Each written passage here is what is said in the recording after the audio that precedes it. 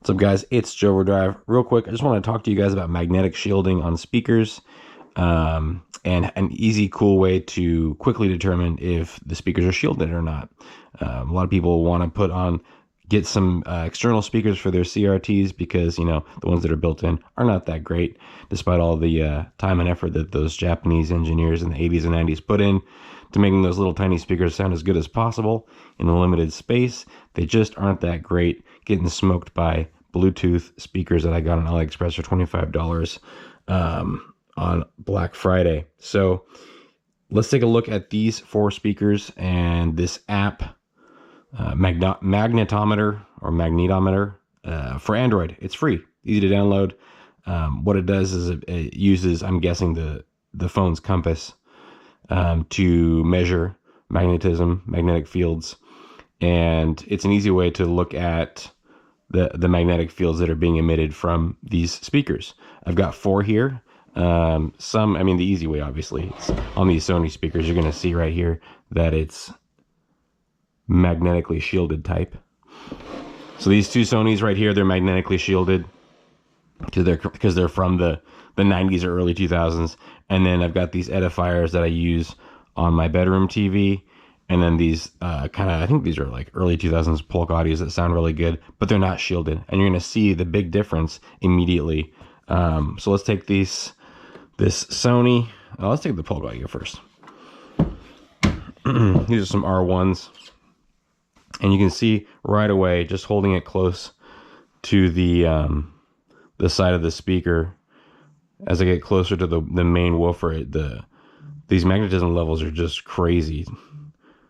I think we maxed out there at 2400, almost 2500, and it's vibrating. It says, like, this is not good. And as I pull it away, it drops back down directly in front of the woofer, 2600 almost for a moment there.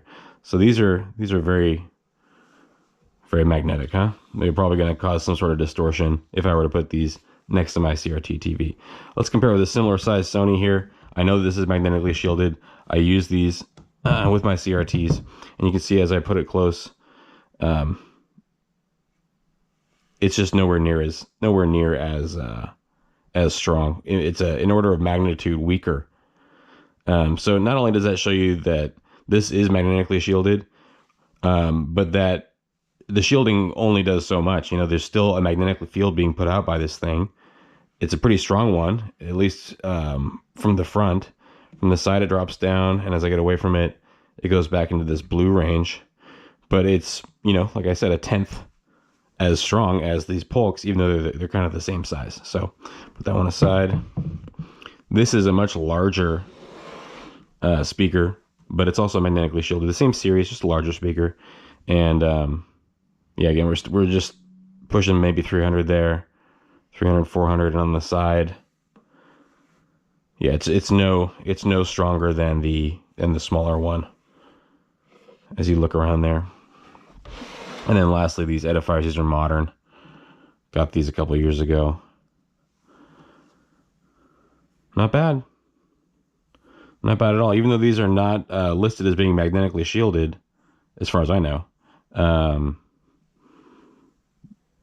They're not putting out, got into 1,000 there. So maybe you don't put those as close, but I've had CRTs right here before. I'm not putting them right against this thing, but it's never caused any issues. So it's not a yes or no thing when it comes to magnetism on these speakers. You're not going to say, oh, this has no magnetism or no magnetic field. This one has a really bad magnetic field. It's a number value that you can measure. So some are going to be more shielded than others. Some are going to put out more of a field than others.